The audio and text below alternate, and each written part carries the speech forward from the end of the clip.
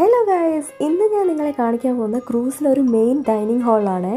നമുക്കൊരു time slot book ചെയ്യാൻ പറ്റും. ഞങ്ങൾ എടുത്തിരുന്നത് 6 to 7 ആയിരുന്നു. ആൻഡ് ഇവിടെ കയറണമെങ്കിൽ ഓരോ ദിവസവും ഓരോരോ ഡ്രസ് തീം ആയിരിക്കും കേട്ടോ.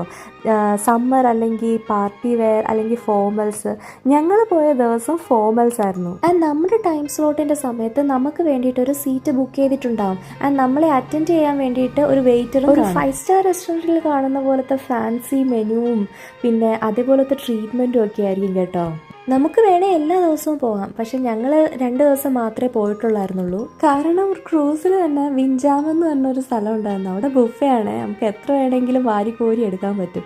ഇവിടെ കുറച്ച് ലിമിറ്റഡ് മെനു മാത്രമല്ലേ ഉള്ളൂ. അന്ന് കൂടുതൽ വീഡിയോസ് ഒന്നും എടുത്തു വെക്കാൻ പറ്റാത്തതുകൊണ്ട് എല്ലാം ഒന്നും നിങ്ങളെ കാണിക്കാൻ പറ്റിയില്ല. ഈ കാണുന്ന പുള്ളിയായിരുന്നു കേട്ടോ ഞങ്ങളെ അറ്റൻഡ് ചെയ്തിരുന്നത്.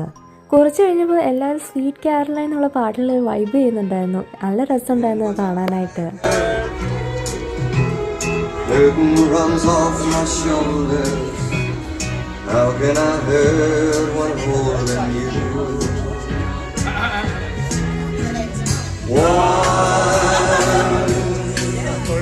One more time. Touching.